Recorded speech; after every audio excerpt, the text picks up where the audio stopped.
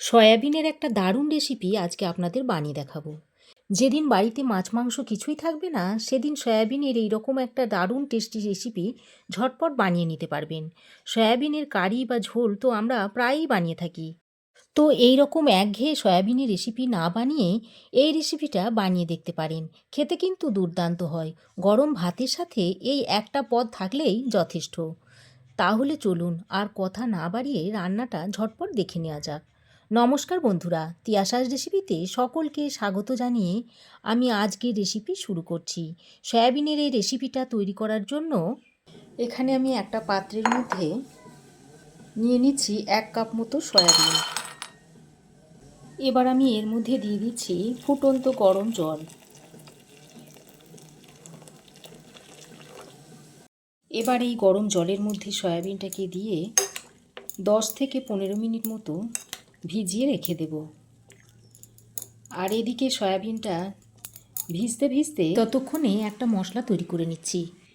তার জন্য একটা কড়াই গরম করে দিয়ে দিচ্ছি সাদা তেল। এবার আমি এর মধ্যে দিয়ে দিচ্ছি 2টো তেজপাতা। আর এখানে নিয়েছি 1 চামচ গোটা জিরে, 2টো এলাচকে ফাটিয়ে নিয়েছি, 1 টুকরো নিয়েছি দারচিনি, আর 1 টেবিল চামচ মতো নিয়েছি সাদা তিল। এবার এগুলো এর মধ্যে দিয়ে দিচ্ছি। দিয়ে দিচ্ছি 2টো কাঁচা লঙ্কা। লঙ্কা দুটোকে এইভাবে একটু ভেঙে দিয়ে দিচ্ছি। আর 2টো মাঝারি সাইজের পেঁয়াজকে কুচিয়ে এর মধ্যে দিয়ে দিচ্ছি। এবার আমি এর মধ্যে 10-12টা মতো কাজু নিয়েছি, সেটাও এর মধ্যে দিয়ে দিচ্ছি। এখন এই সব কিছুকে ভালো করে নেড়ে চেড়ে মিশিয়ে নিচ্ছি। সব কিছুকে ভালো করে নেড়ে চেড়ে মিশিয়ে নিয়ে আমি 2 মিনিট মতো এগুলোকে ভেজে নিয়েছি। আর পেঁয়াজটা দেখুন হালকা একটু নরম হয়ে এসেছে। এবার আমি এর মধ্যে দিয়ে দিচ্ছি 1/2 কাপ মতো জল। এবার এই জলটা দিয়ে সব কিছুকে ভালো করে নেড়ে চেড়ে মিশিয়ে নিয়ে একটা ঢাকনা লাগিয়ে 2 মিনিট মতো রান্না করে নিচ্ছি। এর ফলে সব কিছু নরম হয়ে আসবে।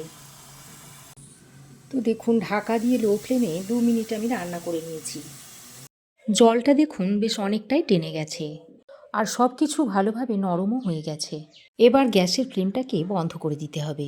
তারপর এটাকে একটু ঠান্ডা করে নিতে হবে। ততক্ষণে আমি এদিকে যে সয়াবিনগুলোকে ভিজিয়ে রেখেছিলাম গরম জলে, সেগুলোকে এইভাবে জল থেকে চিপে তুলে নিচ্ছি।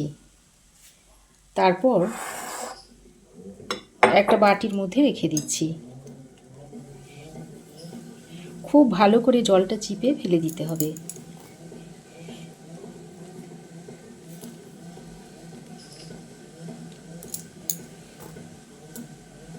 সয়াবিন থেকে সমস্ত জল চিপে আমি ফেলে দিয়েছি। এবার আমি এর মধ্যে দিয়ে দিচ্ছি পরিমাণ মতো নুন, আর দিয়ে দিচ্ছি 1 চামচ মতো গোলমরিচের গুঁড়ো। এবার এই নুন আর গোলমরিচের গুঁড়োটা দিয়ে সয়াবিনের সঙ্গে ভালো করে নেড়ে চেড়ে মিশিয়ে নিতে হবে। এর ফলে সয়াবিনের গায়ে একটা সুন্দর কোটিং হবে। তো দেখুন সয়াবিনের গায়ে আমি নুন আর গোলমরিচের গুঁড়োটাকে ভালো করে মিশিয়ে নিয়েছি। সয়াবিনের গায়ে নুন আর গোলমরিচের গুঁড়োটা মিশিয়ে নেওয়া হয়ে গেলে এবার আমি একটা মিক্সিং জার নিয়ে নিচ্ছি। তারপর যে মশলাটা ভেজে নিয়েছিলাম সেটা আমি মিক্সিং জারের মধ্যে ভরে নিচ্ছি।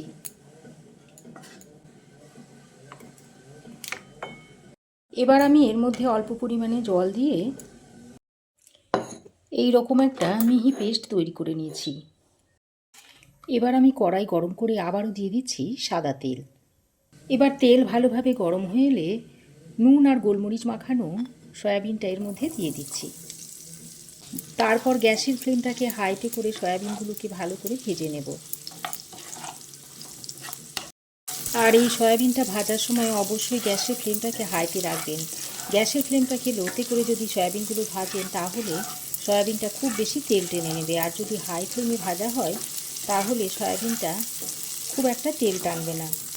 তো এইভাবে অনবরত নেড়ে চেড়ে সয়াবিনগুলোকে একটু লালচে করে ভেজে নেব। তো দেখুন সয়াবিনগুলোকে ভালো করে ভেজে নিয়েছি। এবার সয়াবিনগুলোকে তুলে নিচ্ছি। সয়াবিনগুলো ভাজতে ভাজতে একটা এত সুন্দর গন্ধ ছড়াচ্ছিল, মনে হচ্ছিল যেন যে চিকেনের কোনো রেসিপি তৈরি করা হচ্ছে।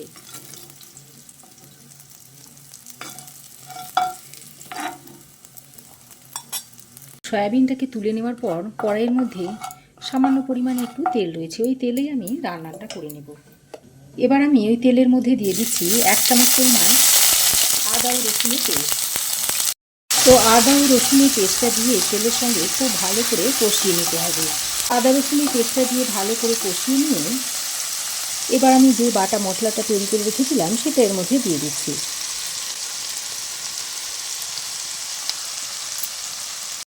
এবার এই বাটা মশলাটা দিয়ে গ্যাসের ফ্লেমটাকে লো টু মিডিয়ামে করে বাটা মশলাটাকে খুব ভালো করে কষিয়ে নিতে হবে, ততক্ষণ না এই মশলা থেকে তেল ভালোভাবে বেরিয়ে না আসছে।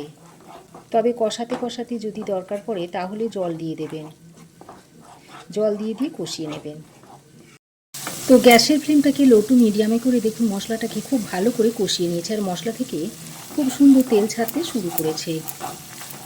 এবার গ্যাসের ফ্লেমটাকে একেবারে লোতে রেখে আমি এর মধ্যে 1/2 কাপ মতো টক দই ভালো করে ফেটিয়ে নিয়েছি, সেটা এখন এর মধ্যে দিয়ে দিচ্ছি। দইটা দিয়ে আবারও সব কিছুকে একসঙ্গে ভালো করে কষিয়ে নিতে হবে আর গ্যাসের ফ্লেমটাকে একদম লোতে রাখবেন, তা না হলে দইটা ফেটে যাওয়ার ভয় থাকে। তো দেখুন দইটা দিয়ে খুব ভালো করে নেড়ে চেড়ে মিশিয়ে নিয়েছি। এবার আমি এর মধ্যে দিয়ে দিচ্ছি স্বাদ মতো নুন আর দিয়ে দিচ্ছি অল্প পরিমাণে একটু চিনি। স্বাদের ব্যালেন্সটা যাতে ঠিকঠাক হয় সেই জন্য চিনিটা দিয়ে দিলাম। এখানে আর অন্য কোনো মশলা ব্যবহার করব না। নুন আর চিনিটা দিয়ে আবারও সব কিছুকে একসঙ্গে ভালো করে নেড়ে চেড়ে মিশিয়ে নিচ্ছি। এবার আমি ভেজে রাখা সয়াবিনগুলো এর মধ্যে দিয়ে দিচ্ছি। সয়াবিনগুলো দিয়ে সব কিছুকে একসঙ্গে ভালো করে নেড়ে চেড়ে মিশিয়ে নিতে হবে। সয়াবিনটাকে দিয়ে সব কিছুকে একসঙ্গে ভালো করে নেড়ে চেড়ে মিশিয়ে নিয়ে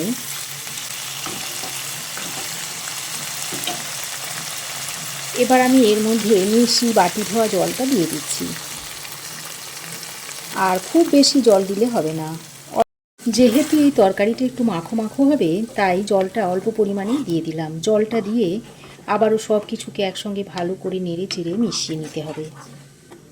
তো দেখুন সব কিছু ভালো করে নেড়ে চেড়ে মিশিয়ে নিয়েছি।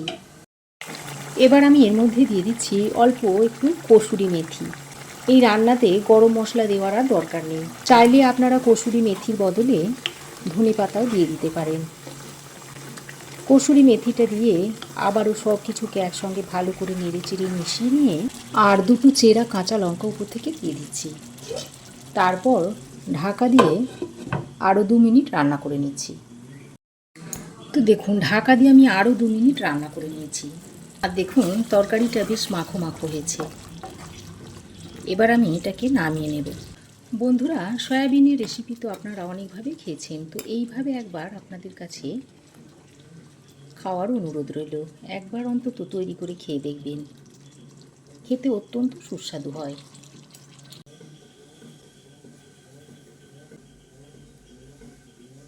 তো দেখুন তৈরি হয়ে গেল দুর্দান্ত স্বাদের সয়াবিনের রেসিপি।